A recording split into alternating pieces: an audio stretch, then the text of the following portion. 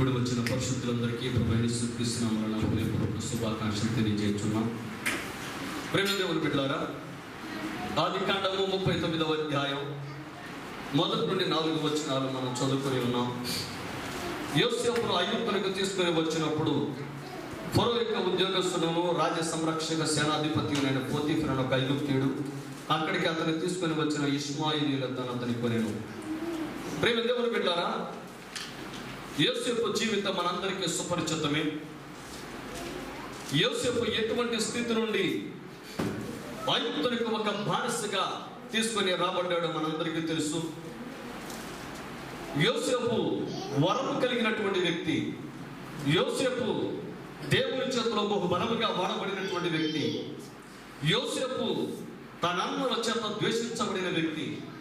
యోసేపు బానిసగా అమ్మి వేయబడినటువంటి ఒక వ్యక్తి.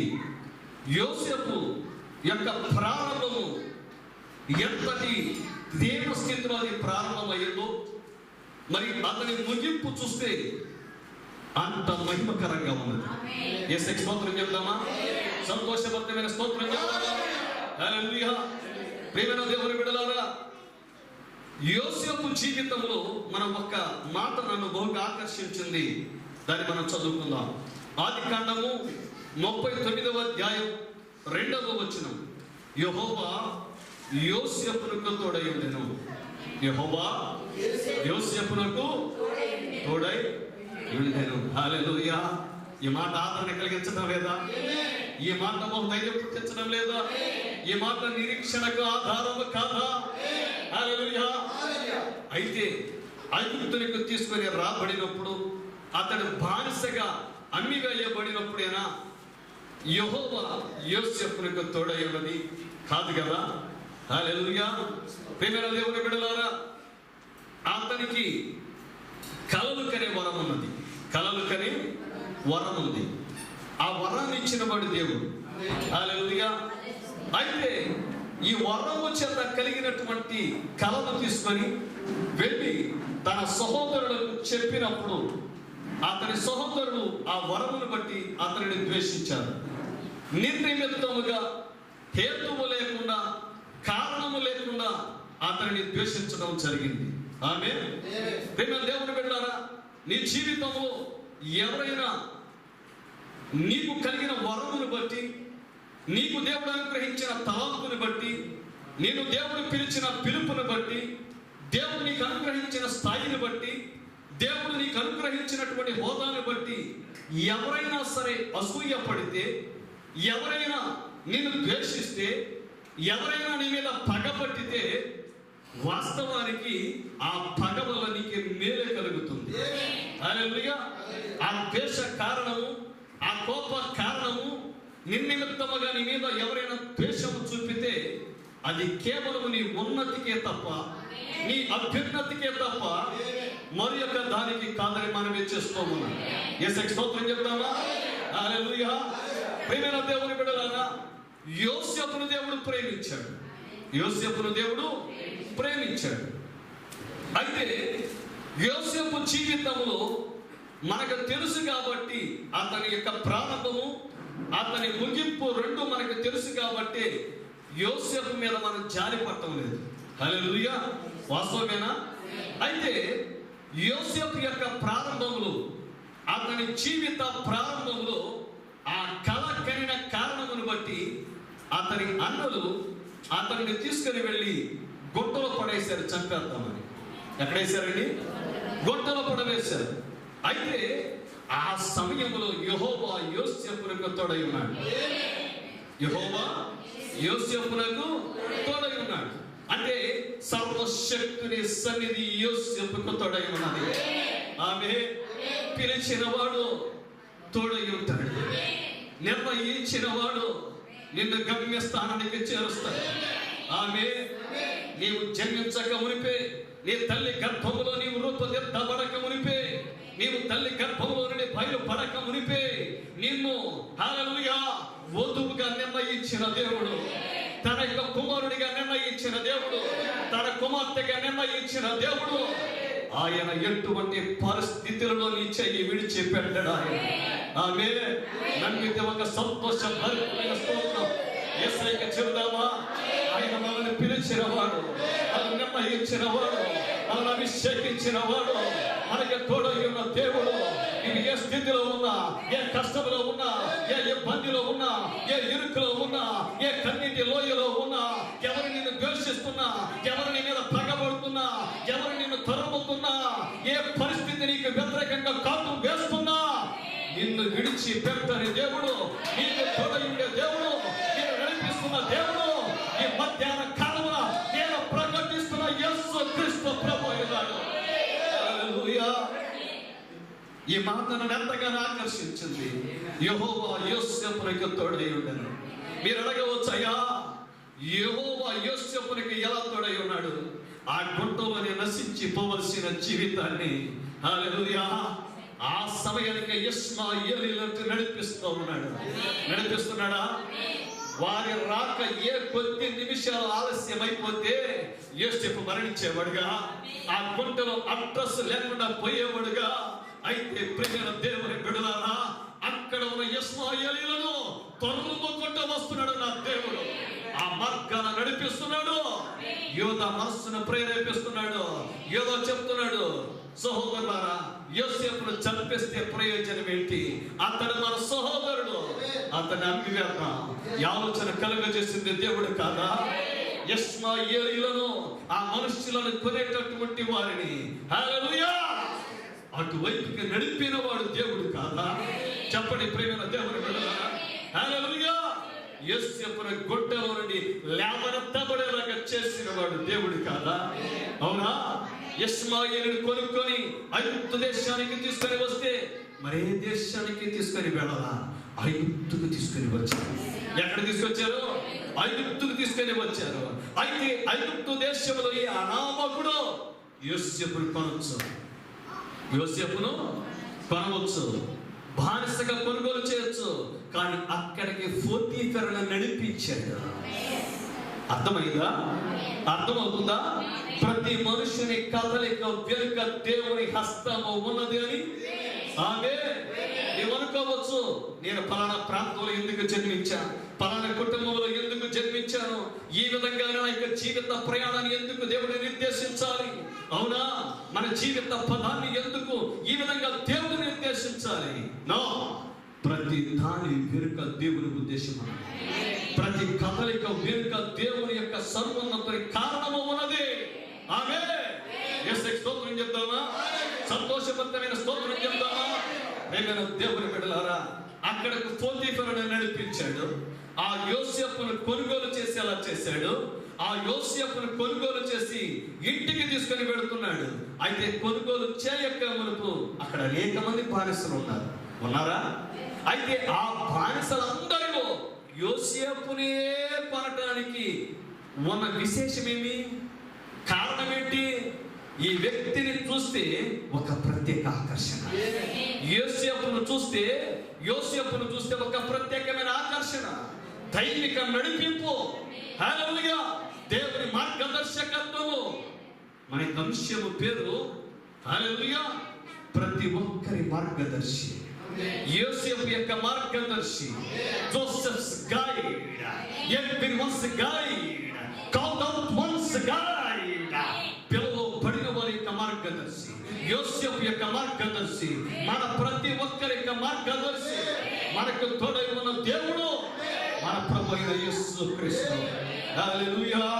ప్రియమైన దేవుని బిడ్డలారా, ఆ గుంటలో పడి ఉన్నప్పుడు యోసేపు కలలను గురించి ఆలోచన చేస్తూ, నాకు దేవుడిచ్చిన కళను బట్టే కదా నేను ఈ స్థితిలోకి రావాల్సి వచ్చింది.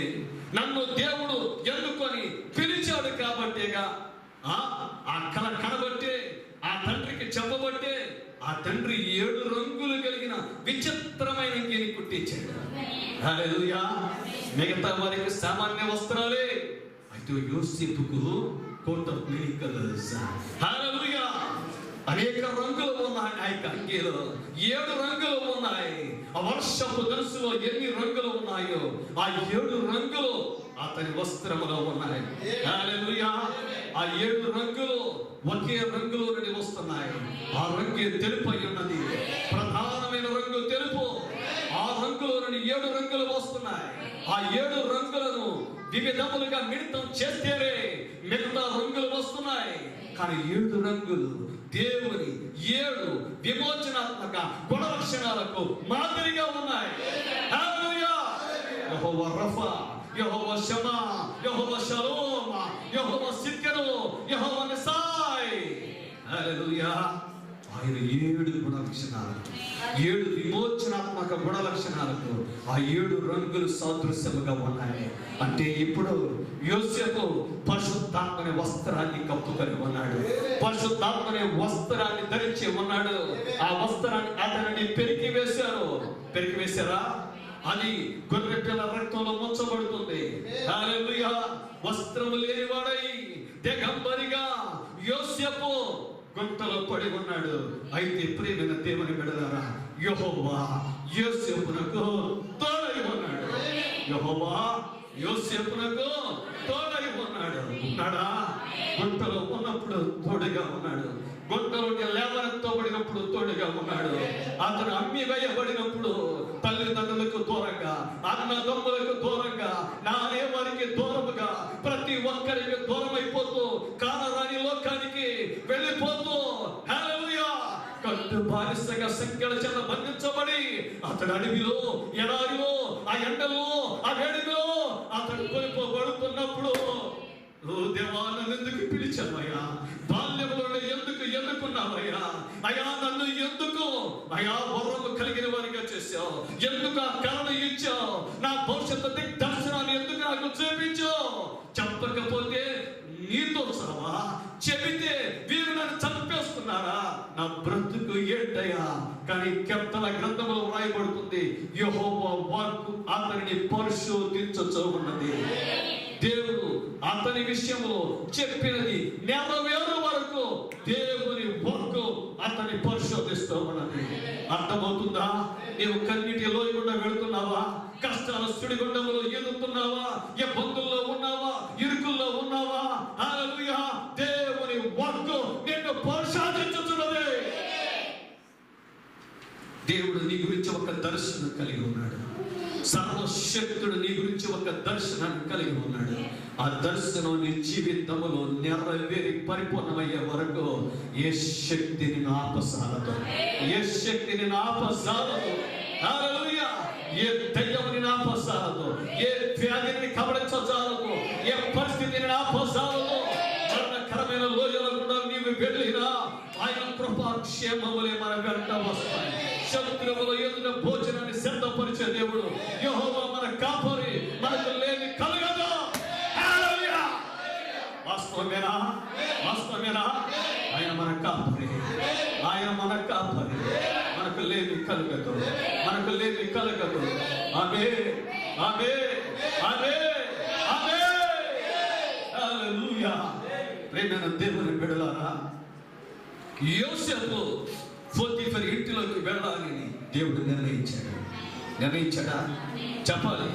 సర్వశక్తుడే నిర్ణయించాడు. అతను బానిసగా ఇంట్లోకి వెళ్ళాక అప్పటికి ఆయన ఇంట్లో ఎంతో మంది బానిసలు, ఎంతో మంది పరివారు. కానీ యోసేపును చూడగానే ఈ such a special child, gifted one of God. అతను ఒక ప్రత్యేకమైన పిల్లవాడు, దేవుని వరములు కలిగిన వాడు. ఆమేన్.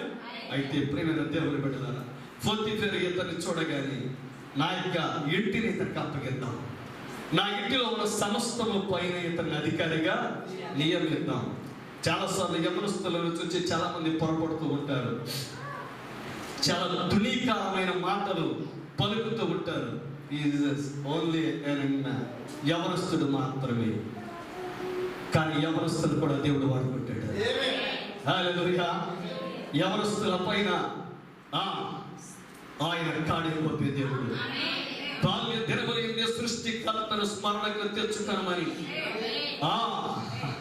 ప్రకటించిన దేవుడు ఆయన. నీ బాల్య దినములందే నీ సృష్టికర్తను స్మరణకు తెచ్చుకో.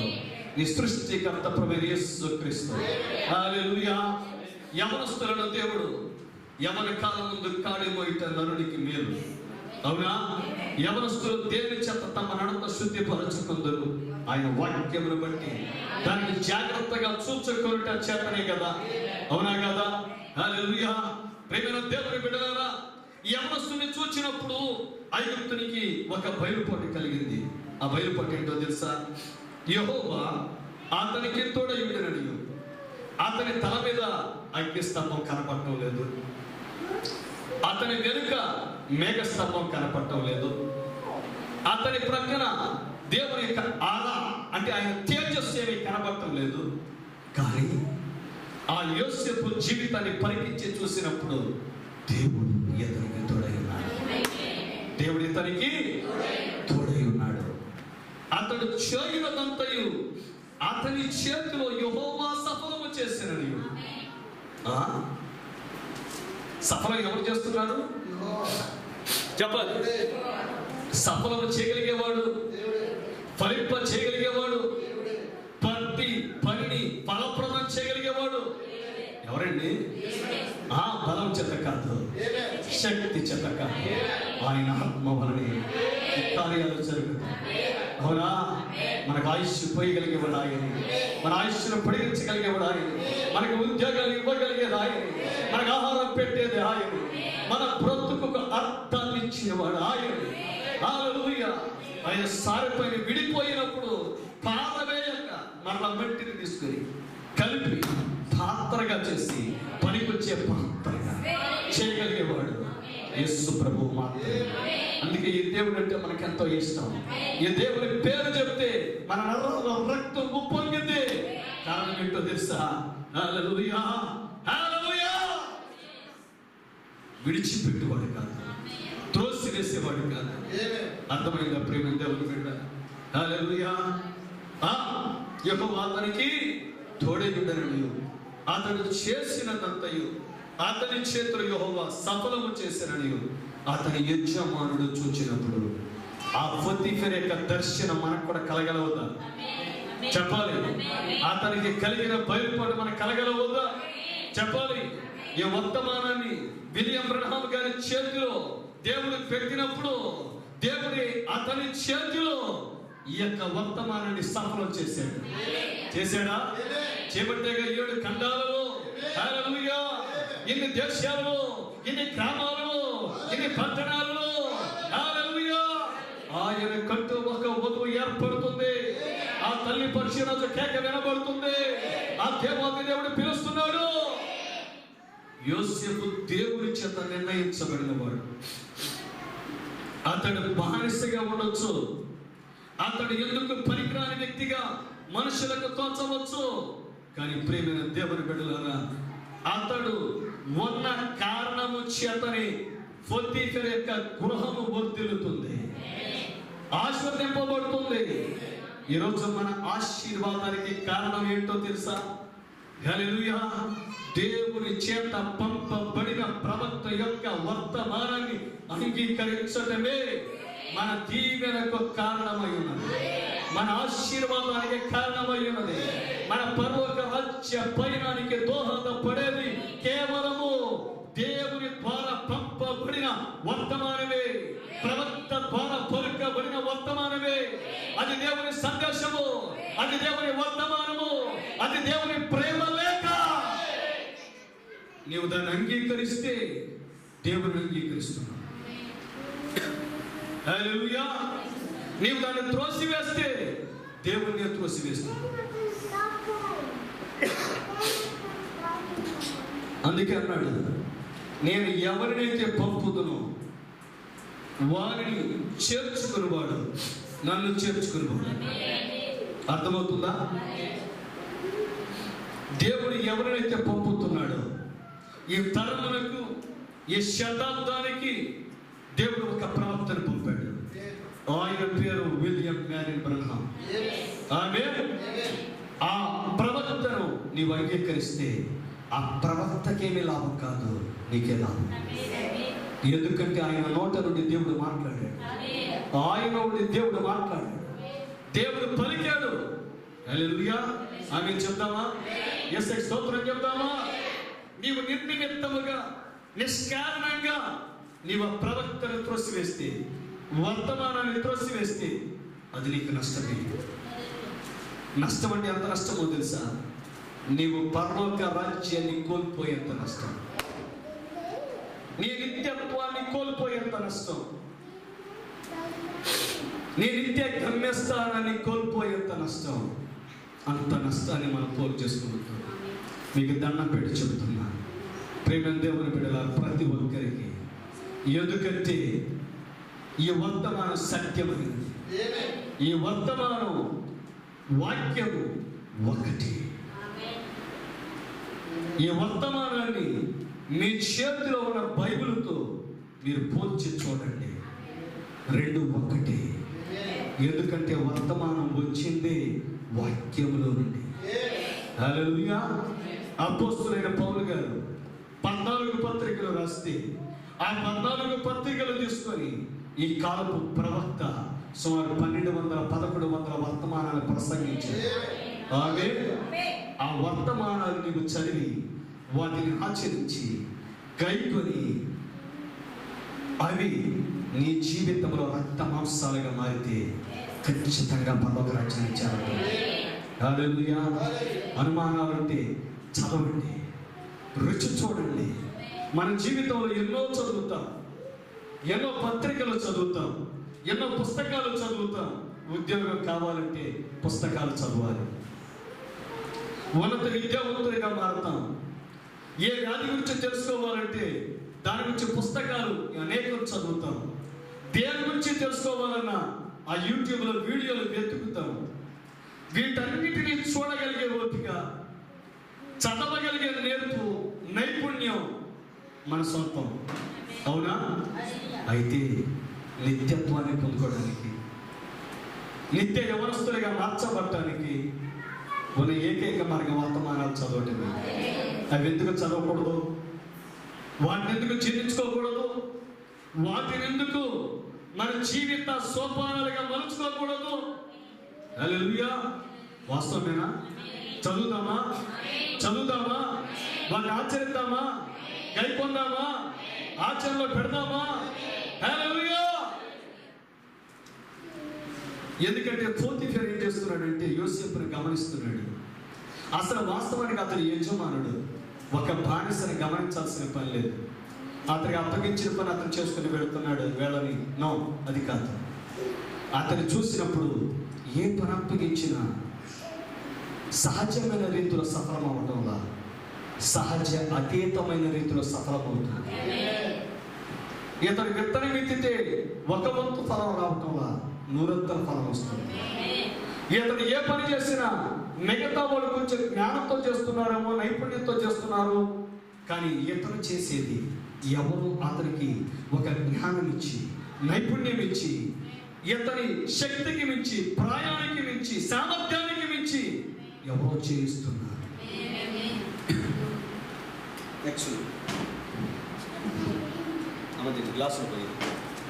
హల్లెలూయా. అని ఎవరు చూస్తున్నాడు? యజమానుడు. ఎవరైనా యజమానుడు. యోసేపు మీద అతనికి కటాక్షం కలిగిన కనుక అతని యొక్క పరిచర్య చేయవాడు. మరియు అతడు తన ఇంటి మీద విచారణకర్తగా అతను నియమించి తనకు కలిగినదంతయు అతని చేతికి అప్పగించాను. ఇప్పుడు మనం చేయాల్సింది కూడా అదేనా?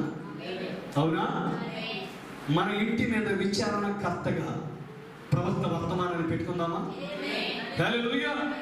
మనకు కలిగినదంతయు దేవుని చేతికి అప్పగిద్దామా? దేవుడు మన కొరకు పంపిన ప్రవక్త వర్తమానం చేతికి అప్పగిద్దామా? అంటే ఇప్పుడు మనం నడిపించేది వర్తమానమేనా? మన మార్గదర్శి పరిశుద్ధాత్ముడేనా? హల్లెలూయా. ప్రియ దేవుని బిడ్డలారా, యెహోవా అతనికి తోడై ఉండెను. ఒక చోట ఆ మాట రాయబడాల. 21వ వచనం చదివి పెట్టండి. చెరసాలాధిపతి ఆ చెరసాలలో 21. అయితే యెహోవా యోసేపునకు తోడై ఉండి అతని యందు కనికరపడి అతని మీద ఆ చెరసాల యొక్క అధిపతి కటాక్షము కలిగినట్లు చేసెను. చెరసాల అధిపతి ఆ చెరసాలలో ఉన్న ఖైదీలనందరినీ యోసేపు చేతికి అప్పగించెను. వారెక్కడ ఏమి చేసిరో అదంతయు అతడే చేయించువాడు. యెహోవా అతనికి తోడై ఉండెను కనుక ఆ చెరసాల అధిపతి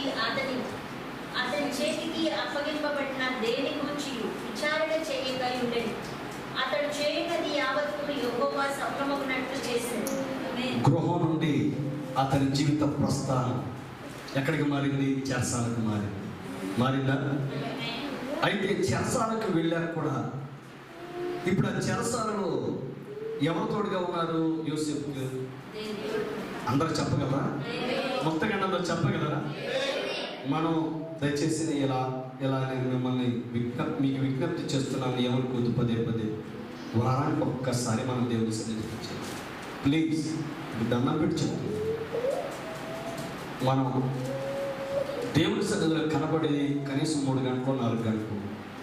వారమంతా ఆయన ప్రతి నిమిషం మనల్ని కాచి కాపాడి భద్రపరిచి మనకు ఆరోగ్యం ఇచ్చి మనల్ని సంరక్షించి మనకు ఆహారం ఇచ్చి తగిన వేళ తగిన సమయం ముందు మన ఆకలిని పట్టించుకొని మనకు ఆహారం పెట్టి మనకు వస్త్రాలను ఇచ్చి ఏ మరణం మనకు సోకకుండా భద్రపరిచి దేవుని సన్నిధికి తీసుకుని వచ్చినప్పుడు మన నిర్లక్ష్యంతో అది ఏమాత్రం సమంజసం కాదు.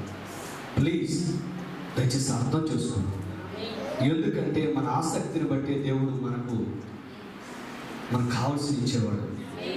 దేవుడు పాపిని క్షమిస్తాడేమో కానీ నిర్లక్ష్యంతో ఉండేవాడిని క్షమించలేడు.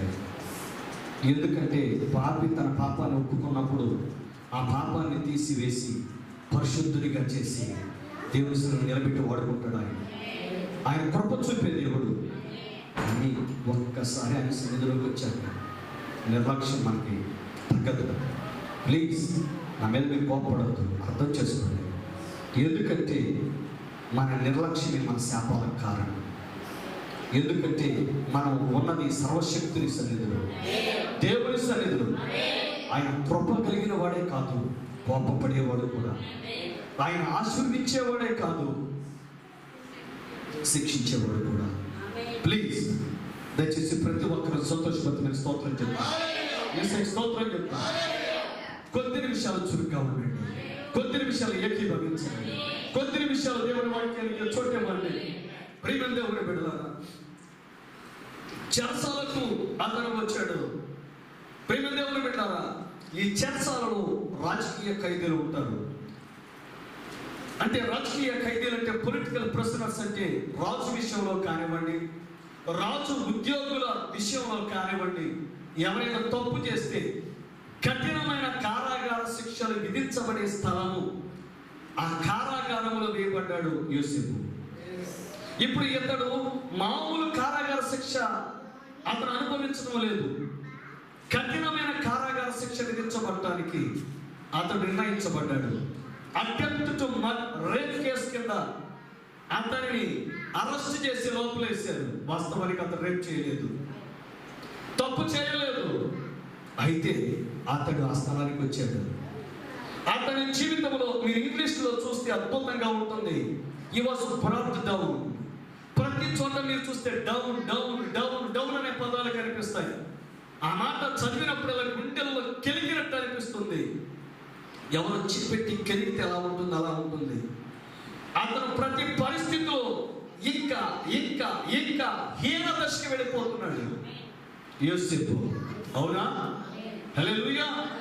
బానిసగా మారాడు. ఫస్ట్ గోతులో వేయబడ్డాడు. He was brought down to the pit. అతను ఆ గోతిలో వేయబడ్డాడు. హల్లెలూయా. He was brought down to the Egypt అని ఉంటుంది. ఐగుప్తుకు తీసుకొని రాబడ్డాడు. వింటున్నారా? నా పదాలు మీకు అర్థమవుతున్నాయా? అతని జీవితంలో ప్రతి దశలో ఇంకా హీన దశ, ఇంకా హీన దశ, ఇంకా హీన దశ, ఇంకా దరిద్ర స్థితికి అతను వెళ్ళిపోతున్నాడు. ప్రేమ దేవుని బిడ్డలారా, ఇదే పదాలు మనకి యోనా గ్రంథంలో కనబడతాయి. అతను తర్షీష్కి వెళ్తున్నాడు. ఇంగ్లీష్ తెలుగు సమయం లేదు. అతను చేప కడుపులోకి వెళ్ళాడు. హల్లెలూయా. అర్థమవుతుందా? ప్రతి దశలో అతడు ఇంకా ఇంకా ఇంకా ఇంకా హీన దశ, దరిద్ర స్థితికి వెళ్ళిపోతున్నాడు. అయితే దేవుడు అతనికి తోడై ఉన్నాడు. దేవుడు అతనికి తోడై ఉన్నాడు. హల్లెలూయా. దేవుడు అతనికి తోడు, యోసేపుకు తోడై ఉన్న దేవుడు మనకి తోడుగా లేడా? చెప్పాలి. ఆమేన్. ఉన్నాడా? మీరు అడగవచ్చు, అయ్యా ప్రపంచ దేశాలనే జయించి గడగడలాడేస్తున్నటువంటి ఐగుప్తు చేతికి మోషే దొరకకుండా ఎలా పారిపోగలిగాడు? వాళ్ళకి రథాలు ఉన్నాయి, వాళ్ళకి గుర్రాలు ఉన్నాయి, వాళ్ళకి అత్యంత ఆధునిక సాంకేతిక పరిజ్ఞానం ఉన్నది. వాళ్ళు కట్టిన పిరమిడ్లు నేటికి ఎవరు కట్టలేకపోయారుగా. అయితే ఒక్క మానవుడు ఐగుప్తు దేశపు సైన్య సమూహానికి దొరకకుండా తప్పించుకొని మిద్యానికి ఎలా పారిపోగలిగాడు? చెప్దామా? యెహోవా మోషేకు తోడై ఉన్నాడు. హల్లెలూయా. తిరిగి మోషే ఐగుప్తుకి వెళ్ళినప్పుడు మోషేని చంపకుండా కాపాడింది ఎవరు? అతడు ఒక రాజకీయ ఖైదీగా, అవునా, రాజ్య ఉద్యోగిని చంపిన వాడుగా, సైనికుని చంపి ఇసుకలో పాతి పెట్టిన వాడుగా, అర్థమవుతుందా? అయితే మోషేకు తోడై ఉన్న దేవుడు మనకు తోడై ఉన్నాడు. అవునా? హల్లెలూయా. అరణ్యము ఇశ్రాయేలు ప్రజలు 40 సంవత్సరాల పాటు సహజ అతీతమైన రీతిలో పోషించబడ్డారంటే ఎవరు తోడుగా ఉన్నాడు? దేవుడేనా? హల్లెలూయా. అవునా? మన జీవితంలో అనేక సందర్భాలలో ముందు నొయ్యి వెనుక గొయ్యని తెలుగులో సామెత. అయితే ఇశ్రాయేలు ప్రజల విషయంలో చూస్తే, మోషే పరిస్థితి చూస్తే, ముందు సముద్రం ఉంది, ఇటుపక్క పర్వతం, వెనకాల కసితో, కక్షతో, ఆగ్రహంతో తరుముకొస్తున్న ఫరో సైన్య సమూహాలు. హల్లెలూయా. ఎటు పారిపోలేని పరిస్థితి, ఎటు వెళ్ళలేని పరిస్థితి. మన జీవితంలో అనేక సందర్భాలలో, అనేక సమయాలలో ఇలాగే అనిపిస్తుంది. ముందుకు వెళ్ళలేకపోతున్న జీవితంలో, వెనకకి వెళ్ళలేని పరిస్థితి, ఎటువైపు తప్పించుకోలేని పరిస్థితి.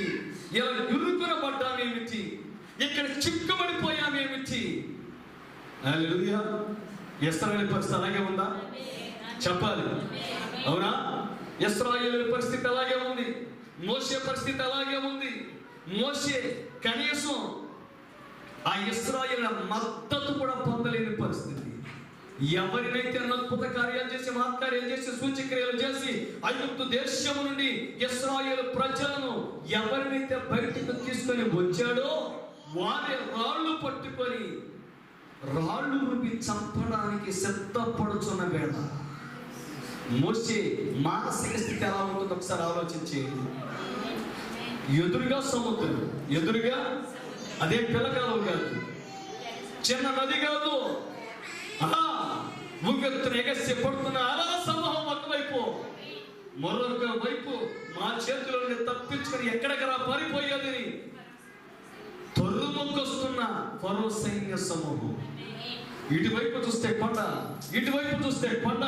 ఎక్కడికి వెళ్తారు? ఎటువైపు వెళ్ళాలి? ప్రియమైన దేవుని బిడ్డలారా, ఒక్కసారి మోషే స్థితి, ఆ ఇశ్రాయేలు పరిస్థితి ఆలోచన చేయండి. అయితే యెహోవా మోషేకు తోడై ఉన్నాడు. హల్లెలూయా. తోడై ఉన్నాడా? ఏ రీతిగా తోడై ఉన్నాడంటే, ఏ విధంగా తోడై ఉన్నాడంటే, మోషే మొర్ర పెట్టనేలా మాట్లాడు. మనం అనుకుంటాం మోషే ఎర్ర సముద్రాన్ని పాయలు చేశాడండి, కర్రను చాపాడండి, సముద్రం పాయలైపోయింది. రైట్. కానీ అతడు కర్రను చాపే ముందు చూడండి, యెహోవా కలుగజేయ రక్షణను నేడు మీరు ఊరకే నిలుచుండి చూడండి అని చెప్పడానికి మోషే హృదయంలో ఎటువంటి విశ్వాసం ఉండాలి? హల్లెలూయా. ఎటువంటి విశ్వాసం అండి? మునిపెన్నడు సముద్రం చేర్చబడిన దాఖలాలు లేవే. అవునా? ఈ పరిస్థితిలో నిలబడి చూడయ్యా అని సుమారు 1.5 కోటి మందికి సవాలు చేస్తున్న రీతిగా ఎర్ర సముద్రం పాయలైతే చూడండి, మీరు నేడు చూచుతున్న మీ శత్రువున ఐగుప్తులు ఇక మీదట మరి ఎన్నడూ మీరు చూడరు అని చెప్పాలంటే ఎంత ధైర్యం కావాలి, ఎంత విశ్వాసం కావాలి? ఆమె చేయత్తామని చెప్తామా? అగ్ని ఇశ్రాయేలీయులారా, దైవములారా, ఇట్టి విశ్వాసానికి మనం రావాలి. ఈ పరిపూర్ణ విశ్వాసం మనకు కలగాలి. మన గుండెల నిండా ఈ విశ్వాసం కలగాలి. ప్రతి పాపాన్ని జయించే, ప్రతి అపవాదిని జయించే, ప్రతి చీకటిని జయించే, ఈ భూమిని జయించి పరలోక రాజ్యానికి మనల్ని చేర్చగలిగే, మన దేహాలను మార్చగలిగే కెత్తబడే విశ్వాసం మనకు కావాలి. హల్లెలూయా. రామల వద్దా? ఇంటి స్థితికి మనం వద్దామా? ఆసక్తితో ఉన్నారా? భక్తిని పెంచుదామా? ప్రార్థనను పెంచుదామా? అభిషేకాన్ని కలిగి ఉందామా? దేవుని సన్నిధిలో మోకరిద్దామా? హల్లెలూయా. ప్రియమైన దేవుని బిడ్డలారా, ఎటువంటి విశ్వాసం అన్నది అది మరణమేగా. మరణం కదా. సముద్రంలోకి వెళ్ళడం అంటే మరణమేగా. అయితే మరణాన్ని సైతం పాయలు చేసిన వాడు దేవుడు. పాయలు చేసిన వాడు, నీళ్లను గట్లగా నిలిపిన వాడు మన యేసయ్య. మన యేసయ్య, మనం సేవిస్తున్న దేవుడు, మనల్ని పిలిచిన దేవుడు. ఉగ్రత పోగొట్టక దేవుడిని నియమించాలా? అర్థమైందా? జీవాన్ని పొందటానికి ఆయన క్షమించుటలో వింటున్నారా? క్షమించుటలో సంతోషించే దేవుడు, కోపట్టలో కాదు. అర్థమైందా? శిక్షించుటలో ఆనందించే దేవుడు కాదు. నీవు అనుకోవచ్చు ఆయనను శిక్షిస్తున్నాడు, కానీ ఆ శిక్ష ఆనందకారణం కాదు. ఆయనకి ఆనందం కాదు. ఆయన బాధపడుతుంది, నేను శిక్షించాలి. అర్థమైందా? నువ్వు దేవుడి చేతికి అప్పగించుకోవాలి. సమర్పణలోకి రావాలని, వైరాగ్యంలోకి రావాలని, బలిపీఠాన్ని ఎక్కాలని, దేవుని అగ్ని చేత కాల్చబడాలని, అది చెడ్డ ప్రచండంగా వెలగాలని, అది చూడముచ్చటగా ఉండాలని, దేవుని చేతికి అప్పగించుకోవాలని, ఆయన నాయకత్వంలోకి రావాలని, ఆయన మార్గదర్శకత్వంలో నిలబడాలని దేవుడు నిన్ను కోరుతూ ఉన్నాడు. హల్లెలూయా. వాస్తవమేనా? చేయొద్దామే చెప్తామా? దేవుని చేతికి అప్పగించుకుందామా? దేవుడు నీకు తోడై ఉన్నాడు. యెహోవా యోసేపుకు తోడై ఉన్నాడు. అందుకే అక్కడేమో గృహ నిర్వాహకుడిగా ఉన్నాడు యోసేపు. కట్టు బానిస ఒక పోతీఫెర యొక్క రాజ్య సంరక్షక సేనాధిపతి అతడెవరు? రాజ్య సంరక్షక సేనాధిపతి అంటే మన భాషలో చెప్పుకోవాలంటే ఈ కాలపు చీఫ్ మినిస్టర్ గారి యొక్క గన్మెన్ ఉంటారు కదా, అవునా? బాడీ గార్డ్స్, రాజదేహాన్ని సంరక్షించే ఈ సంరక్షకులందరి యొక్క అధిపతి. అతనికి ఉన్న ప్రాబల్యం, అతనికి ఉండే ప్రాముఖ్యత ఈ ఆఫీసర్ ఉండదు. ఎందుకో తెలుసా? ప్రేమ దేవుని బిడ్డలారా, రాజుగారు బతికి ఉండాలి అంటే ఈ గంగలు ఉండాలి. నా పాయింట్ మీకు అర్థమవుతుందా? హల్లెలూయా. వీళ్ళందరినీ సరైన దిశలో నడిపించేవాడు ఎవరంటే రాజ్య సంరక్షక సేన అధిపతి, కెప్టెన్. అర్థమైందా? ఇప్పుడు ఈ కాలంలో చెప్పాలంటే చీఫ్ ఇంటెలిజెన్స్ ఆఫీసర్ ఏదో అంటారు. ఈ గన్మెన్లందరికీ ఒక ఆఫీసర్ ఉంటాడు. అతనికి ఎమ్మెల్యేలు కూడా దండం పెట్టిన ఆశ్చర్యపోయిన పని లేదు. ఎందుకంటే రాజుగారి ఇంట్లోనే బయటికి రావాలంటే ముందు ఈ ఆఫీసరే ఇంట్లో ఉండాలి. ఈ గన్మెన్లే చుట్టూ ఉండాలి. ఏ గన్మెన్ ఎప్పుడు ఉద్యోగం చేయాలి, ఎక్కడ చేయాలి, ఎప్పుడు ఉద్యోగం నుంచి ఇంటికి వెళ్ళాలి, ఇవన్నీ చూసేది ఎవరు? ఆఫీసర్. ఈ ఆఫీసరే నిత్యము 24 గంటలు చీఫ్ మినిస్టర్ గారి ముఖాన్ని చూసే వ్యక్తి ఎవరంటే ఇతని. ఇప్పుడు ఇతనికి ఎంత ఉంటుంది వెయిటేజ్ చెప్పాలి, ఎంత ఉంటుంది ప్రాముఖ్యత ఎంత ఉంటుంది? అర్థమవుతుందా? ఇప్పుడు ఇతని ఇంటిలో ఎవరో గృహ నిర్వాహకుడు యోసేపు. ఇతను తనకున్న సమస్తాన్ని అప్పగించేశాడు. యోసేపు చేతికి అప్పగించాడా? చెప్పాలి. హల్లెలూయా. అక్కడే గృహ నిర్వాహకుడిగా ఉన్నాడు. చేయని నేరానికి జైలుకి వచ్చాడు. ఇప్పుడు జైల్లో వార్డెన్ అయిపోయాడు. వార్డెన్ వార్డర్ ఏదంటారు. హల్లెలూయా. వింటున్నారా? ఖైదీల యొక్క ప్రేమ దేవుని బిడ్డలారా, వాళ్ళందరినీ చూసేవాడు అయిపోయాడు. చెరసాలకు అధిపతి అయిపోయాడు. పేరుకి పలానాయన అధిపతి, కానీ ఖైదీలందరి గురించి పట్టించుకునేవాడు ఎవరు? యోసేపు. అరే నువ్వు వెళ్ళి అనుకున్నావురా, నువ్వు వెళ్ళి పట్టుకురా, నువ్వు వెళ్ళి మొత్తం శుభ్రం చేయరా. ఇతను ఖైదీ. ఇప్పుడు ఈ ఖైదీకి అన్అఫీషియల్ పోస్ట్ ఏంటి చెప్పండి? హల్లెలూయా. అవునా? ఎవరు? మన యోసేపు. యేసుకి స్తోత్రం చెప్తామా? చెప్పండి కూడా నామని మైపడుతామా? ఎందుకంటే కారణం ఒకటి, యెహోవా యోసేపుకు తోడై ఉన్నాడు. హల్లెలూయా. మన జీవితాల్లో ఏదైనా సౌభాగ్యం ఉన్నదంటే అది కేవలం ఆయన మనకు తోడై ఉండబట్టి. నిజం దేవుని బిడ్డ, నా జీవితాన్ని నేను చూసుకున్నప్పుడు నాకు విశేషం ఏమీ లేదు, కేవలం ఆయన తోడై ఉండబట్టి ఇక్కడ నిలబడగలిగి. ప్రేమ దేవుని బిడ్డారా, నిజం. ఎందుకంటే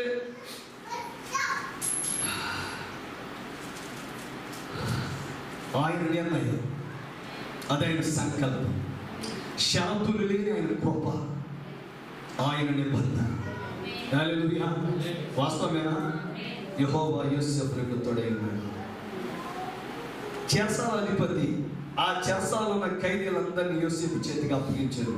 వారు అక్కడ ఏమి చేసిరో అదంతా అతడే చేయించేవాడు. అంటే ఖైదీలు ఏం చేయాలన్నా, ఏ బ్యారక్లో ఉండాలన్నా, ఎక్కడ ఉండాలన్నా, ఇప్పుడు వాళ్ళు బయటకు వెళ్ళాలి, కుటుంబ సభ్యులు కలుసుకోవాలి, ఎవరు పర్మిషన్ తీసుకోవాలి? అవునా? ఆ జైలు శాఖ ఐజీ కనుక ఈ కాలంలో అయితే ఐజీ కనుక లోపలికి వస్తే ఆ వాటర్ వాడిన ఆయన ఎక్కడో ఉంటారు, ఇదంతా చూసుకునే ఎవరో ఖైదీ. అవునా? అది కూడా పాపం అటెంప్ట్ రేప్ కేసు మీద వచ్చినాడు. అవునా? హల్లెలూయా. అంతేకాదు ప్రియమైన దేవుని బిడ్డారా, అతడు ఆ దేశ వ్యక్తి కాదు, ఆ భాష మాట్లాడే వ్యక్తి కాదు, హేయమైన ప్రజలుగా ఐగుప్తీయుల చేత ఎంచబడిన ఇశ్రాయేలీయుడు, అన్ని వేయబడిన వ్యక్తి. అయ్యా నీకు ఇల్లు ఉందా? లేదండి. వాకిలు ఉందా? లేదండి. నీ తల్లిదండ్రులు ఎవరయ్యా? ఎక్కడో కన్రాన్ దేశం. నీ అన్నదమ్ములు నాన్నెవరు ఎవరైనా ఉన్నారా? ఎవరో లేరండి, నేను అనాథనండి. హల్లెలూయా. మరి ఏంటనే విశేషం? యెహోవా యోసేపుకు తోడై ఉన్నాడు. హల్లెలూయా. అయితే ఈ జైల్లో ఇద్దరికి కళలు వచ్చాయి. కళల బామని చెప్పాడు. ఒక అతనికి ఉద్యోగం దక్కింది, ఇంకో అతను ముక్కిపడ్డాడు, చనిపోయాడు. అయితే పాపం కళ చెప్పినప్పుడు యోసేపు అన్నాడు, అయ్యా మీరు రాజుగారి కొలువులో మళ్ళా మీకు ఉద్యోగం ఇచ్చినప్పుడు నన్ను జ్ఞాపకం చేసుకోండి సార్. ఏమన్నాడు? నన్ను జ్ఞాపకం చేసుకోండి సార్.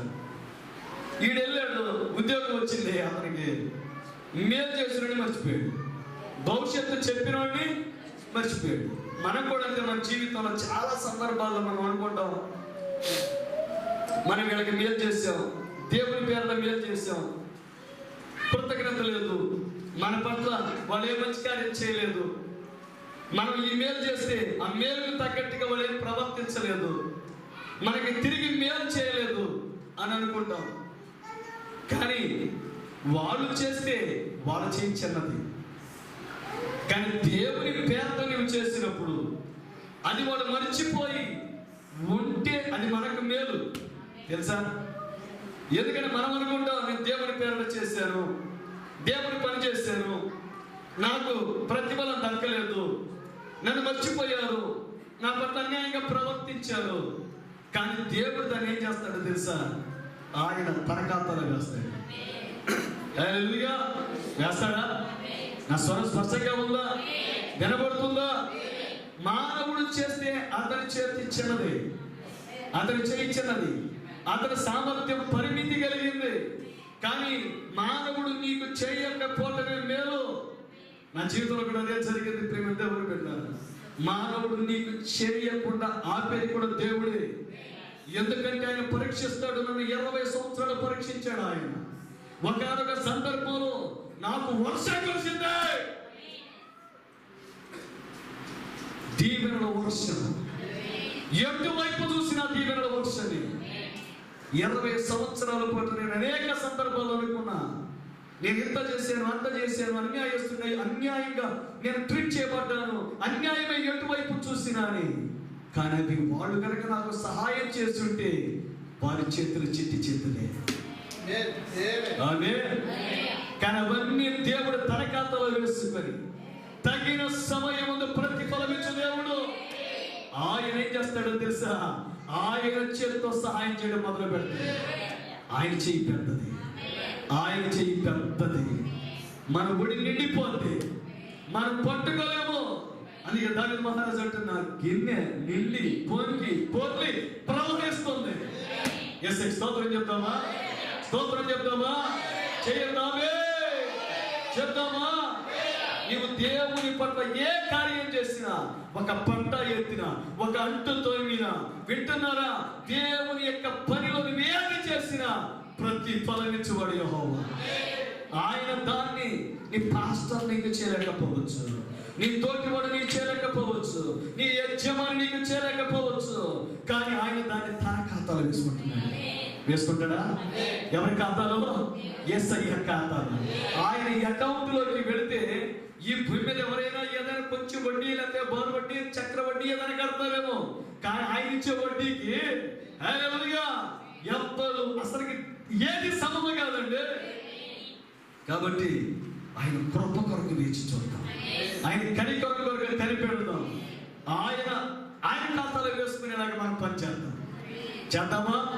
మనుషుల ఒక్క చూడద్దు. యోసేపును దేవుడు ఒక్క పరిశోధిస్తుందా? ఎందుకయ్యా ఇన్ని కష్టాలు, ఎందుకయ్యా ఇన్ని ఇబ్బందులు? అవన్నీ యోసేపు యొక్క మేలు కొరకేనని మనవి. ఎందుకంటే యోసేపుకి పరాయి దేశంలో ఎలా ఉండాలో అర్థమవుతుంది. గృహ నిర్వాహకత్వం ఎలా చేయాలో దేవుడు ట్రైనింగ్ ఇస్తున్నాడు. నా పాయింట్ అర్థమవుతుందా? హల్లెలూయా. ఎందుకంటే ఇతడు భవిష్యత్తులో ఫరో ఇంటికే గృహ నిర్వాహకుడిగా ఉండబోతున్నాడు. నా పాయింట్ అర్థమైందా? ఫరో ఇంటికి గృహ నిర్వాహకత్వం చేయాలంటే ముందుగా ఫరో యొక్క సంరక్షక సేనాధిపతి ఇంటిలో అతడు గృహ నిర్వాహకత్వం చేశాడు. ఆ తర్వాత చెరసాలలో గృహ నిర్వాహకత్వం చేస్తున్నాడు. హల్లెలూయా. ఎక్కడ పనిచేసిన నమ్మకస్తుడిగా ఉన్నాడు. హల్లెలూయా. దేవుడు నీకే వరం ఇచ్చినా, ఏ తలాంతు ఇచ్చినా, ఆ కొంచెం విషయంలో నువ్వు నమ్మకంగా ఉంటే దేవుడు ఎక్కువ విషయానికి నిన్ను అధిపతిగా చేస్తాడు. అర్థమైందా? అర్థమవుతుందా? యెహోవా కార్యమును అశ్రద్ధగా చేయబడి శాపగ్రస్తుడు ఇర్మియా గ్రంథంలో ఉంది. వింటున్నారా? దేవుడి కార్యాన్ని అశ్రద్ధగా చేయొద్దు. దేవుడిని పిలిచిన పిలిపెట్టిదో, దేవుడు నీకు అప్పగించిన పని ఎట్టిదో. హల్లెలూయా. అదేంటండి? దేవుడు నాకే పని అప్పగించాడు, నేను పిల్లల్ని కనాలి, పిల్లల్ని పెంచాలి, లేకపోతే నా భర్తను నేను ఇంటికి రాగానే వారికి నేను చేయాల్సినవి చేయాలి, ఎలాంటి పనులే కదా దేవుడు నాకు అప్పగించింది. అదే కాదు, అది మాత్రమే కాదు. హల్లెలూయా. నీవు 5వ స్వార్థమై ఉన్నావు. హల్లెలూయా. అర్థమవుతుందా? How will you finish your race? నీ పరుగు పందెను ఏ విధంగా ముగించాలనుకుంటున్నావు? నీ పరుగు పందెను ఎలా ముగించాలనుకుంటున్నావు? ప్రారంభించాను, వాస్తవమే. మన క్రైస్తవ జీవిత పరుగు పందెను ప్రారంభించాను. But how will you finish your race? నీ పరుగు పందెను ఎలా ముగించాలనుకుంటున్నావు? విజేతలుగా, పరాజితులుగా? ఒక ప్రశ్న ఇస్తున్నాం మనం. యోసేపు ప్రారంభించాడు, ఓడిపోయిన వాడిగా కనిపించాడా? గుట్టలు వేయబడినప్పుడు, బానిసగా అమ్మి వేయబడినప్పుడు, చెరసాలలోకి వెళ్ళినప్పుడు, కలభావం చెబితే అతను కూడా పట్టించుకోనప్పుడు ఓడిపోయిన వాడిగా కనిపించాడు, పరాజితుడిగా కనిపించాడు, అనాథగా కనిపించాడు, దిక్కులేని వాడిగా కనిపించాడు. బట్ ముగింపు, your condition is not your conclusion. నీ ప్రస్తుత పరిస్థితి నీ జీవితం ముగింపు కాదు. ఆమె చెప్పగలరా? నీ ప్రస్తుత పరిస్థితి నీ ముగింపు కాదు. నీ ముగింపు మహిమకరంగా ఉండబోతుంది. గుర్తుపెట్టుకో ప్రియమైన దేవుని బిడ్డ, నువ్వు ఏ విధంగా ప్రారంభించినా నీతిమంతుడు 7 సార్లు పడిన తిరిగి లేస్తాడు. 7 సార్లు పడేయచ్చు సైతానుడు, కానీ ఎంత వేగంగా సాతానుడు పడేస్తాడో అంతే వేగంగా తిరిగి లేస్తాడు. దేవుడు లేపుతాడు, దేవుడు నిలబెడతాడు, శిఖరాన్ని ఎక్కిస్తాడు, మహిమకు కారకుడిగా చేస్తాడు, దేవుని పనిని ఉత్తరించమనిగా చేస్తాడు, దేవుని మహిమకు నిలబెడతాడు. హల్లెలూయా. అతను పట్టించుకోరా, కానీ దేవుడు పట్టించుకుంటున్నాడు. ఈ భూమి మీద నేను ఎవ్వరు పట్టించుకోకపోవచ్చు, పట్టించుకునే దేవుడు ఉన్నాడు, నిలబెట్టే దేవుడు ఉన్నాడు, నడిపించే దేవుడు ఉన్నాడు, నిన్ను గమ్యానికి చేర్చే దేవుడు ఉన్నాడు. నీవెవ్వరిపైన ఆధారపడాల్సిన పని లేదు, ఆయన పైన ఆధారపడు. నీవెవ్వరిని నమ్మాల్సిన పని లేదు, ఆయనను నమ్ము. ఎవ్వరి ప్రేమనికి దక్కకపోయినా పర్వాలేదు, దేవుని ప్రేమను దక్కించమనగలిగితే చాలు. ఆయన ప్రేమను పొందితే ఈ లోకంలో ఎవ్వరి ప్రేమైనా ఆయన ప్రేమ ముందు దిగదుడిపి. ఎందుకంటే ఎవ్వరి ప్రేమ నీకు ఏ సహాయం చేయలేదు, కానీ దేవుని ప్రేమ అన్ని కాలములలో అన్ని పరిస్థితులలో నీకు సహాయపడగలదు. హల్లెలూయా. భర్త ప్రేమ, భార్య ప్రేమ, పిల్లల ప్రేమ, తల్లిదండ్రుల ప్రేమ, స్నేహితుల ప్రేమ, శ్రేయోభిలాషుల ప్రేమ, ఎవరి ప్రేమైనా పరిమితి కలదు, కానీ అపరిమితమైన శక్తి కలిగిన ప్రేమ మన యేసయ్య. కొట్టు చప్పట్లు, యేసయ్య స్తోత్రం చెప్పు. హల్లెలూయా. ఫరో బారిన పడకుండా, ఫరో చేతికి చెక్కకుండా మోషేను మిద్యాను అరణ్యానికి నడిపించింది యెహోవా హస్తం కాదా? హల్లెలూయా. మొసళ్ళ బారిన పడకుండా ఆ చిన్న జమ్ము పెట్టెలో, ఆ పెట్టెలో మోషే పెట్టబడినప్పుడు ఆ చిన్న జమ్ము పెట్టెను ఆ ఫరో ఇంటికి చేర్చినది దేవుని హస్తం కాదా? హల్లెలూయా. వాస్తవమేనా? అప్పటికే అనేక మొసళ్ళు ఇశ్రాయేలీయుల బిడ్డలు తినేసాయండి. అవునా? తినేసాయా? ఫరో ఏది విత్తాడో అదే కోసుకున్నాడు. అవునా? విత్తాడా? బిడ్డలు తీసుకుని వెళ్ళి పసి బిడ్డలు 9 మాసాలు మోసి కన్నటువంటి తల్లిదండ్రుల కలలను ఆ నైలు నదిలో చిత్రం చేసేసాడు. అది నదే, కానీ ఫరో మునిగిపోయింది సముద్రంలో. హల్లెలూయా. అర్థమవుతున్న దేవుని బిడ్డలారా? అయితే ఆ ముసల మధ్యలో చిన్న జమ్ము పెట్టి అలాగ కొరికి తెచ్చారు పిండి, కానీ ఆ జమ్ము పెట్టిన ముసల మధ్యలో తన సృష్టి మధ్యలో సృష్టికర్త. అవునా? ఏ ఇంటికైనా నడిపించవచ్చు, కానీ ఫరో ఇంటికే నడిపించాడా? ఎందుకంటే యెహోవా మోషేకు తోడై ఉన్నాడు. అవునా? కన్న వెంటనే సైనికుల బారిన పడిన వారితో ఎంతో మంది పిల్లలు, కానీ 3 నెలలు కాపాడబడిన వాడు ఎవరండి? మోషే కదా. హల్లెలూయా. 3 నెలలు అతని తల్లి అయినటువంటి యొక్కెబెదు ఆ బిడ్డను దాచిపెట్టింది. ఎందుకంటే he is the proper child. అతను సరైన వాడు, దివ్య సుందరుడు, దివ్యమైన వాడు. హల్లెలూయా. వింటున్నారా? ప్రేమ దేవుని బిడ్డలారా, ఏ విషయంలో కూడా కృంగిపోవద్దు. ప్రేమ దేవుని బిడ్డలారా, ఎందుకంటే సముద్రమే పొంగి నీ ఇంతకు వచ్చిన బైబిల్లో యోబు గ్రంథంలో మకరం గురించి, మొసలి గురించి వ్రాయబడుతుంది, నీటి పొర గురించి వ్రాయబడుతుంది. ఆ ప్రవాహం పొంగి దాని యొక్క ముక్కు దగ్గరకు వచ్చిన అసలు దానికి ధైర్యం అనేది విడవకుండా ఉంటుంది.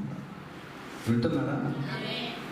ఎంత అశ్వము, యుద్ధంలో పాల్గొనే గుర్రం దానిపైన అంపులు గలగలాడించబడినప్పుడు ఈటల తలతల మెరుస్తుంటే దాని మీదగా వస్తుంటే అది ధైర్యాన్ని కోల్పోదు. యుద్ధ వాసనను దూరం నుండి చూసి ఆహా ఆహా అంటుందంటది. తండకోపంతో పరిగెత్తింది.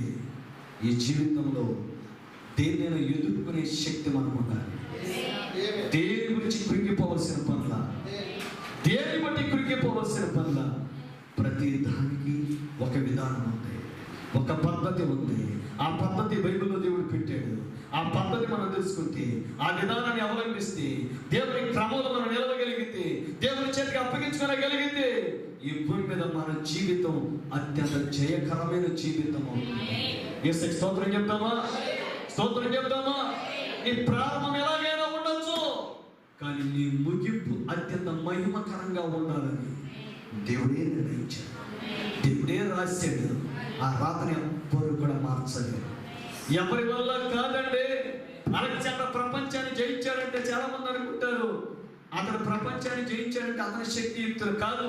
అతన్ని కూర్చిన ప్రవచన బైబిల్లో ఉంది. దానియేలు గ్రంథంలో ఎక్కడుంది? దానియేలు గ్రంథంలో అలెగ్జాండర్ ద గ్రేట్ గురించి రాయబడి ఉంది. కాబట్టి అలెగ్జాండర్ ప్రపంచాన్ని జయించాలని దేవుడు ముందుగానే రాసి పెట్టాడు. అది దేవుని ప్రవచనం. కాబట్టి అతను తప్పగా జయిస్తాడు. హల్లెలూయా. ఈ ప్రపంచాన్ని నీవు జయిస్తామని దేవుడు ముందుగానే ఈ బైబిల్లో రాసి పెట్టాడు. తెలుసా నీకు? మొదటి యోహాను రాసిన పత్రిక 1వ అధ్యాయం 2వ అధ్యాయంలో ఉందా? యవనస్తులారా, మీరు ఈ లోకాన్ని జయించారు. ఉందా? జయిస్తారా? జయిస్తారా? చెప్పాలి. శరీరాశను, నేత్రాశను, జవపడంలాన్ని మీరు జయిస్తారు. హల్లెలూయా. అవునా? ఇది మీ గురించి దేవుడు రాయించి ఉంచిన ప్రవచనం. ఇప్పుడు నీ వల్ల కాకపోవచ్చు, కానీ ఒక్కరోజు జరిగింది, నెరవేరు తీరుతుంది. చెప్పినవాడు దేవుడు, శక్తినిచ్చేవాడు దేవుడు, కార్యములను జరిగించేవాడు దేవుడు. హల్లెలూయా. ఈ శరీరం వల్ల కాదు, ఈ శరీరం వల్ల కాదు, కానీ మట్టి కొండలో మహిమనుంచాడు దేవుడు. హల్లెలూయా. అవునా? శిష్యులు ఒకరికేమో దుందుడికి స్వభావం, ఒకరికేమో అనుమానం స్వభావం, ఒకడేమో పట్టణాలు కాల్చేద్దామంటాడు. వీళ్ళందరినీ దేవుడు తీసుకొచ్చి మెడగదిలో కూర్చోబెట్టి అగ్ని స్తంభాన్ని వారిపైకి పంపించి, దేవుని అగ్ని చేత వారిని కాల్చి పొడవ వేసి వారిని సిద్ధపరిచి సేవను పంపించాడు. ఆమేన్. భూమిని తల్లకిందులు చేసి పారేశారు. ఒక్కసారి ఫ్లాష్ బ్యాక్ లోకి వెళ్ళి సువార్తల్లోకి వెళ్తే వీళ్ళ వాళ్ళే గోలితో చంపేవారు. ఆదికాండం మొదటి వచనములో 2వ వచనములో భూమి నిరాకారంగా శూన్యంగా ఉంది. తర్వాత వచనాల్లో చూస్తే ఇట్స్ హ్యాబిటేషన్, నివాస స్థలం అయిపోయింది, నివాస స్థలం అయిపోయింది. హల్లెలూయా. కదా? దీనికి మధ్యలో ఒక మాట ఉంది, ఆయన ఆత్మ జలముల పైన ఆడుతుంది. ఆ మాట అంటే నాకు ఎంతో ఇష్టం. ఆయన ఆత్మ జలముల పైన లాడుచుండెను. ఆయన ఆత్మ నీ మీదకి దిగి రాగా, అగ్ని కాల్చగా, ఆయన నీకు పొట్టలు వేయగా, ఆయన పనికి నిన్ను సిద్ధపరచగా, ఆయన స్వార్థ సేవకై నిన్ను సిద్ధపరచగా. హల్లెలూయా. ఈ కార్యాలను చేయువాడు ఎవరు? దేవుడు కదా? దేవుడికి తోడై ఉన్నాడా? అక్కడ యోసేపుకు తోడై ఉన్నాడు, కానీ ఇప్పుడైతే నీలోనే ఉన్నాడు. ఆయన నీలో ఉన్నాడు. నీలోనికి వచ్చే దేవుడు, నేను నడిపించేవాడు, నీ చెయ్యి పట్టుకునేవాడు, నేను త్రోసివేసేవాడు కాదు. ఆర్థిక ఇబ్బందులు ఏ విధంగా ఉన్నా, ఎటువంటి రోగం నీకు వచ్చినా, ఎటువంటి వ్యాధిని కవలించడానికి ప్రయత్నిస్తున్నా, ఏ పరిస్థితిలో ఉన్నా సరే ఒకడే గుర్తు పెట్టుకో, మరణాన్ని మరణింపచేయడానికి, చావును చంపేయడానికి చూసాను అన్న. నీవు దేవుని చేత నిర్ణయించబడిన వ్యక్తివి. కొట్టు చప్పట్లేసి. నీ వల్ల కాదు, నా వల్ల కాదు, ఎవరి వల్ల కాదు, కానీ మనం పిలిచినవాడు, నిర్ణయించినవాడు, అభిషేకించినవాడు, నడిపిస్తున్నవాడు, తీరానికి చేర్చగలిగిన వాడు, పరలోకానికి నడిపించగలిగిన వాడు యేసు ప్రభు. ఆయనను అప్పగించుకోగలిగితే హల్లెలూయా. అవునా? అబ్రహాము ప్రారంభం విగ్రహాలు నమ్మేవాడు. అవునా? వీధుల్లో తిరిగి విగ్రహాలను ఒక విగ్రహారాధికుడిగా విగ్రహాలను అమ్ముకునే దీన స్థితిలో ఉన్నవాడు. వాటిని నమ్మి పొట్ట పోసుకునే పరిస్థితి. కానీ ముగింపు మహారాశ. ముగింపు. అయా నీవు మా మధ్య మహారాజు అయినావు అన్నారా? సీన్ కట్ చేస్తే అటువంటి ఫ్లాష్ బ్యాక్ లోకి వెళ్తే విగ్రహాలు పాపం చిన్న దాని పొట్లో పెట్టుకొని విగ్రహాలు అమ్ముకొని పొట్ట పోసుకునేటటువంటి కడుదయనీయ స్థితి. అవునా? అయితే దేవుడు పిలిచితే ఒకే ఒక్క మాట చెప్పాడు దేవుడు అబ్రహాంకి. అబ్రహమా, సంస్థను విడిచిపెట్టి, తల్లిదండ్రులు విడిచిపెట్టు, ఉన్న ఊరు విడిచిపెట్టి నేను చూపించుకున్న దేశానికి వెళ్ళు. దేవుడు 10 సార్లు మాట్లాడాలా? వింటున్నారా? దేవుడు 10 సార్లే మాట్లాడాలా? ఒక్కసారి మాట్లాడాడు. ఒక్కసారి మాట్లాడాడు. అబ్రహాము వెంటనే లోబడ్డాడు. హల్లెలూయా. కానీ ఈరోజు దేవుడు మనతో ఎన్నిసార్లు మాట్లాడాల్సి వస్తుంది? ఎన్నిసార్లు మాట్లాడాల్సి వస్తుంది దేవుడు మనతో? పలానిది విడిచిపెట్టు, పలానిది మాని, పలాని దానికి స్వస్తి పలుకు, పలాని విషయంలో నువ్వు శుద్ధీకరించుకో, పలానా బలహీనతను బలంగా మార్చుకో, పలానా బలహీనతను విడిచిపెట్టు అని దేవుడు ఎన్నిసార్లు మనతో మాట్లాడుతున్నాడు. ఆయన కనికరాన్ని బలహీనతగా మనం తీసుకోవద్దు ప్లీజ్. ఎన్నిసార్లు ఆయన మనతో మాట్లాడుతున్నాడు. మనం అబ్రహాము రాజసంతానమేనా? అబ్రహాము యొక్క విశ్వాసానికి వారసులమేనా? హల్లెలూయా. అబ్రహాము 25 సంవత్సరాలు దేవుని వాగ్దానం నెరవేర్పుగా ఎదురు చూశాడు. ఎక్కడ బలహీనపడ్డా, ఎక్కడ తొట్టు, ఎక్కడ కూడా అతడు దేవుడు చేయడేమో, ఆయన చేయుటకు ఆయన శక్తి సామర్థ్యాలు లేవేమో, నేను వెనక్కి వెళ్ళి మళ్ళా విగ్రహాలు అమ్ముకుందాం, మళ్ళా విగ్రహాల దగ్గరికి వెళ్ళిపోదాం అనుకోలేదు. అనుకోగా 25 సంవత్సరాలు అతని జీవితంలో అతను పోగుపడుతున్న విశ్వాసం అతను ఏ స్థాయికి తీసుకొచ్చిందంటే, భూమి మీద మొట్టమొదటిసారిగా యవనస్తులుగా మార్చబడగలిగారు వాడు. హల్లెలూయా. మీరు అనుకోవచ్చు అది నిజమా, వాస్తవం అని. ఒక రాజు అబీమెలెకు. ఎవరండి? అబీమెలెకు. అసలు అతనే రాజు. అతని దగ్గర ఎంతమంది సౌందర్య రాసులు ఉంటారు, ఎంతమంది అందగత్తులు ఉంటారు. ఈ ముసలాలు కావాలా ఆయనకి? ఈ వృద్ధురాలు కావాలా? చాలా మనం చూడగానే అన్నాడా? ఆమె నా ఎదురు తీసుకొని రండి అన్నాడు.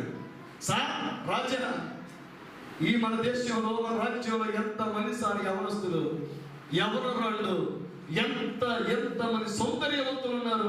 ఆవిడే కావాల్సి వచ్చిందా? ఆవిడ వయసు కనుక్కున్నారా? సార్ 90 అంట సార్. ఏంటన్నా 90? వయస్సేమో 90, చూస్తుంటే సొంతూరు మమ్మీ. అర్థం కావట్ల పరిస్థితి. ఎవరికి? ఈవిడ వచ్చింది, తీసుకొచ్చారు, పలకీలు మోసుకొచ్చారు, బోయ్యలు దింపారు. ఆవిడ వస్తుంటే ఆయన భార్యలు, ఉపపత్తులు, ఆయన దగ్గర ఉండే వారందరూ ఈవిడ చూచి అందరి అందాన్ని మించింది. హల్లెలూయా. మనందరి సౌందర్యాన్ని మించిన సౌందర్యమకు. ఇది దివ్య సౌందర్యం. ఇది అది దేవుడి సౌందర్యము. అది దేవుడు కలుగు చేసిన యవ్వనము. తిన్న ఆహారాన్ని బట్టి కలిగిన యవ్వనం కాదు. జీడిపప్పులు, బాదపప్పులు, పిస్తాలు, పొరల, సామలు, ఓదలు, అరికలు, ఒరిగలు తింటే వచ్చిన సౌందర్యం కాదు. అర్థమైందా? హల్లెలూయా. పేర్లలో రాస్తేనో, బొటాక్స్ ఇంజెక్షన్ చేయించుకుంటేనో అర్థమవుతుందా? బ్యూటీ పార్లర్కి వెళ్ళి పెడికి రాకి ఈపురు చేయించుకుంటే వచ్చిన సౌందర్యం కాదు ఇది. అర్థమైందా? ఆవుపాలతో స్నానం చేస్తే వచ్చిన సౌందర్యం కాదు, దేవుడు కలుగు చేసిన సౌందర్యం. హల్లెలూయా. అమ్మా, ఎవరు నువ్వు ఏ చదవకూడదు ఆడవాళ్ళ విషయంలో, కానీ వాట్ ఈస్ యువర్ ఏజ్? 90 అంటుంది. హల్లెలూయా. 19 or 90? 19 or 90? 90. పిచ్చెక్కిపోయింది. హల్లెలూయా. మీరు మత్తయి సువార్త 1వ అధ్యాయం చూస్తే దేవుని యొక్క వంశావళి అబ్రహాముతో ప్రారంభమవుతుంది, ఆదాముతో కాదు. అర్థమైందా? ఎందుకంటే తన దేహాన్ని మార్చుకున్నవాడు, సర్వశక్తిని సందర్శన కలిగిన వాడు, మెల్కీసెదెకుని కలుసుకున్నవాడు, రాజులను సమానం చేసి తిరిగి రాగలిగిన వాడు, లోతుని తిరిగి తీసుకొని రాగలిగిన వాడు, భూమి మీద దేవునికి భోజనం పెట్టిన వాడు. హల్లెలూయా. అతని పేరుతోనే దేవుని వంశావళి స్టార్ట్ అవుతుంది. దేవుని యొక్క స్వహస్తానంతో తయారు చేయబడి నిర్మించబడిన ఆదాముతో కాదండి. అంటే దేవుడు అబ్రహాముకి ఏ స్థాయి ఇచ్చాడు? ఆదాము కంటే గొప్ప స్థాయి ఇచ్చాడు. ఇచ్చాడా? అసలు బొడ్డే లేదు ఆదాముకి, అవునా? కానీ బొడ్డే మార్చబడింది అబ్రహాముకి. హల్లెలూయా. ముడతలు పడిన శరీరం వల్ల ఎవరొస్తుంది చెప్పాడు, అవునా? శారమ్మనేమో రాజుగారి దగ్గరికి వెళ్తే మానవుడేమో పెళ్లి చూపులకి వెళ్ళాడు. సార్ మీ ఏజ్ 100 అన్నాడు, 100 పిచ్చెక్కుతుంది. అసలు 100 అని ఊహించుకుంటాం మనం కదా. ఎవరో మనం వచ్చారు, అవునా? కథలు సెట్ చేసుకుంటే కర్ర పట్టించుకుంటే వచ్చాడు మనోడు, అవునా? పడిపోయి ముడత పడిపోయి సరిగ్గా రాక కలచోడు పోతంతాలు పెట్టుకొని కానీ మనం చక్కగా టచ్ చేసుకుని అడవుడికి వెళ్ళిపోతున్నాడు లోపలికి. హల్లెలూయా. Sir what's your age? 100.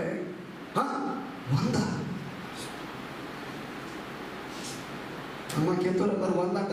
లేదు అమ్మో ఆయనే చూసుకుంటాను నేను. I want to marry him ఉంది. Only him. ఏమొచ్చింది నీకు? ఆయన చూసి నా మనసు ఆడుతుంది. ఆమె ఆల్రెడీ పెళ్ళయింది, ఆల్రెడీ చాలా మన అలా చనిపోయినాను. ఎంత ఆయనకి అసలు నాకు సంబంధం లేదు. ఇక ఐ వాంట్ హిమ్ ఉంది. అతని పెళ్లి చేసుకుంటున్నాను. అమ్మో ఏంటిది?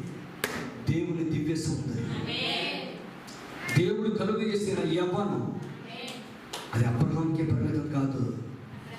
అబ్రహాము యొక్క విశ్వాసమునకు వారసులుగా ఉన్న మనకు కూడా.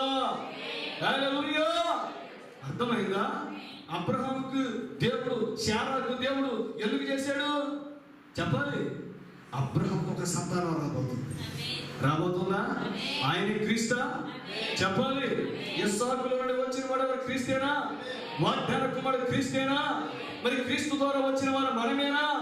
ఇప్పుడు అబ్రహాము జీవితంలో దేవుడు ఏం చేశాడో అది మన జీవితంలో అబ్రహాముకు భూమి మీద ఉన్నప్పుడు ఏ విధంగా యవనస్తుడిగా మార్చాడో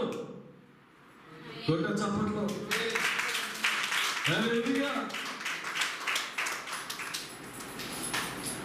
ఎవరికి తిరిగి యవనస్తుడిగా మారాలని లేదు చెప్పండి. హల్లెలూయా. షాంపూలు పక్కన పెట్టి కుంకుడికి అంత స్నానం చేస్తాం, అవునా కదా? ఎందుకని తెల్లబట్టక తాగిద్దాము, ఊడి గంటకు 4 గంటలు ఆగుతాము. ఎన్ని అసలుకి ఈ ఆహారం తింటే, ఆహారం తగ్గించి తింటే. సరే, నాకు ఒక డౌట్. 20 సంవత్సరాల వయసులో తిన్నాం, ఎదిగాం,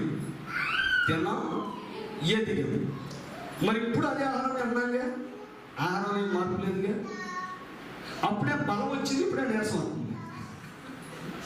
అప్పుడేమో బలం వచ్చింది, అవునా? అప్పుడేమో ఎలా ఎదిగాము, ఇప్పుడేమో ఎలా ఎదుగుతున్నాం. కారణం ఏంటి చెప్పాలి, అవునా? మన అమ్మగారు నాన్నగారు ఏం చేసినప్పుడు బలమైన గుడ్లు పెట్టారు, బలమైన పాలు కల్పించారు. ఇప్పుడు ఆ పాలు మనం కాసుకొని తాగుతున్నాం. ఏం పసిపిల్లవాడు కాసుకొని తాగుతున్నాడు ఏంటి? తల్లిపాలు పచ్చిపాలకి అడిగే, అవునా? ఈ తల్లి క్షేత్రమే, ఆవు క్షేత్రమే.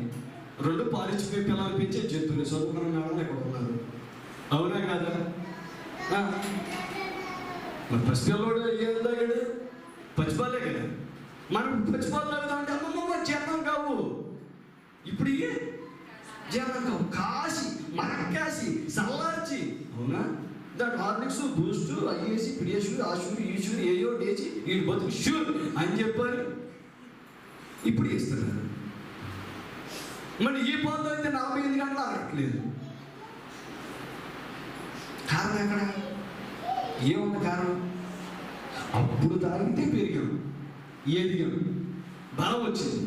ఇప్పుడు ఎవరిని చూసినా కొంచెం కొంచెం ఏమొస్తుంది ఉన్నారంటే, కొంచెం వృద్ధాప్య చేయాలంటే ఏం తింటున్నారండి అంటే, నేను తినే జామ పండేనా, అంత జామ పండేనా, ఒక అట్టి పండేనా. అప్పుడు తిండి ఎక్కువ తింటే గొప్ప, ఇప్పుడు వయసు పెరిగే తిని అంత తక్కువ తింటే అంత ఎంత తినే బతికేస్తున్నాడు తల్లి, ఎంత తినే బతికేస్తున్నాడు. ఒకసారి నేను చెన్నై వెళ్ళాను, ఒక ఆయన ఆంగ్లో ఇండియన్ ఆయన వచ్చారు. ఆయన గురించి చాలా అల్లుడు గారు నా ఫ్రెండ్ అనమాట. ఆయన వచ్చి అన్నారు, బ్రదర్ మా మామగారు ఓన్లీ 1 బ్రెడ్ స్లైస్, రాత్రి పూట ఒక్క బ్రెడ్ స్లైసే తింటారంట. ఎంత గొప్పగా చెప్తున్నారు ఆయన. నాకు అప్పుడు అర్థం కాదు, ఇప్పుడు అర్థమైంది. దేవుడు పెట్టిన విధానం శరీరంలో ఉంది. ఇప్పుడు ఎంత తిన్నా మరణించక తప్పదు, ఏం తిన్నా మరణించక తప్పదు. అప్పుడు ఏం తిన్నా ఎదగ తప్పదు. అప్పుడు జీడిపప్పు తిను ఎదుగుతావు, పచ్చడి మెతుకులు తిను ఎదుగుతావు. అవునా? మరి రాడు బయట కూలి పని చేసుకుని ఏ జీడిపప్పు తిన్నారని బలంగా ఉన్నారు చెప్పదు. ఏ బాలపప్పు తిన్నారని బలంగా ఉన్నారు? వాళ్ళు పచ్చడి మెతుకులే. అవునా? వాళ్ళు మనకన్నా కన్నాలు తిరిగి, మనకన్నా బలంగా. అవునా కదా?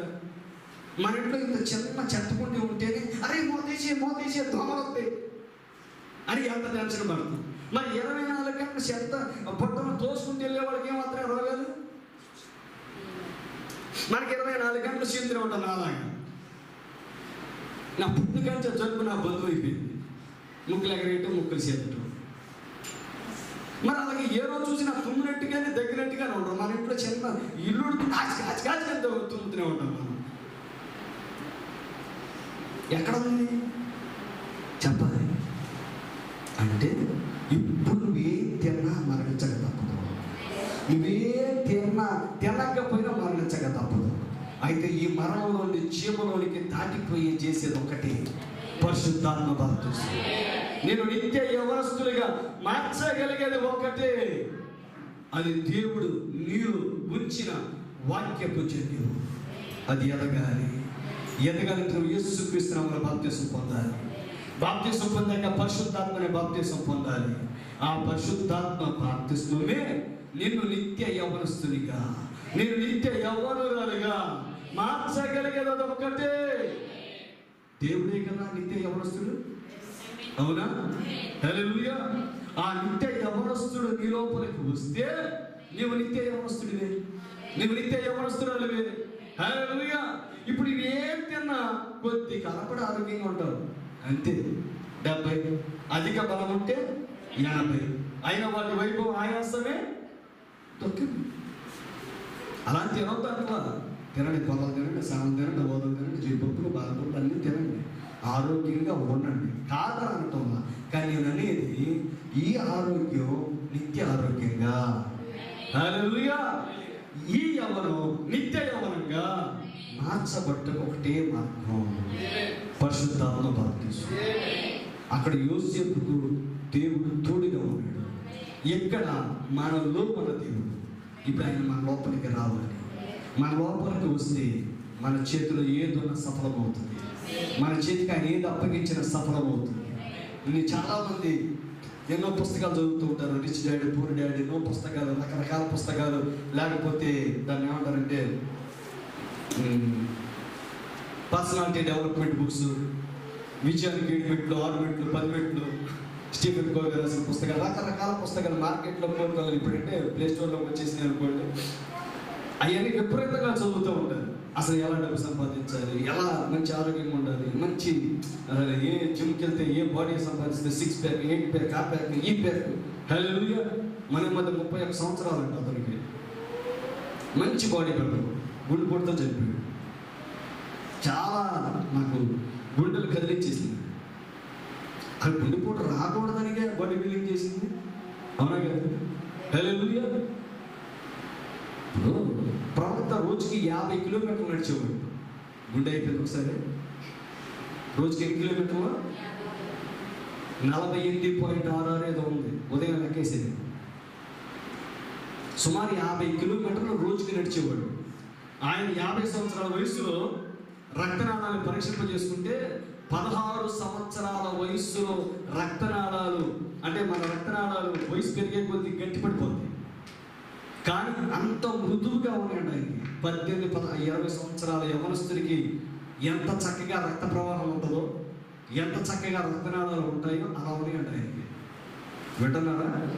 రోజుకి 8 కిలోమీటర్లు నడిచేవాడు ఆయన 50. మనం ఇప్పుడు 5 కిలోమీటర్లు నడవాలంటే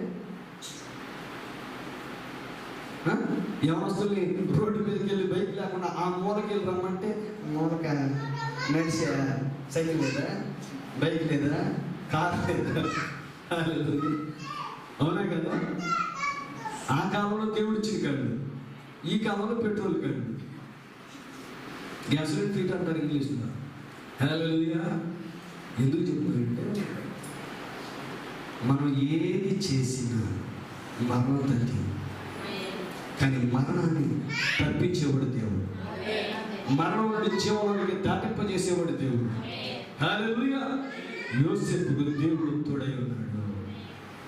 యోసేపుకు మాత్రమే కాదు, మోషేకి మాత్రమే కాదు, దేవుడు యెహోషువ దగ్గరకు వచ్చి ఏమన్నాడు చెప్పిన, నేను మోషేకు తోడై ఉండినట్లు నేను నీకును తోడై ఉన్నాను.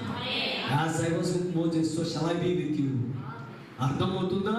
నేను మోషేకు తోడై ఉన్నలాగున నేను నీకు కూడా తోడై ఉంటాను. కానీ తోడై ఉండాలంటే నీవు ధర్మశాస్త్రాన్ని నిరంతరం ధ్యానించు, దేవారాధన ధ్యానించు, కుడికి కానీ ఎడమకి కానీ తొలగొద్దు.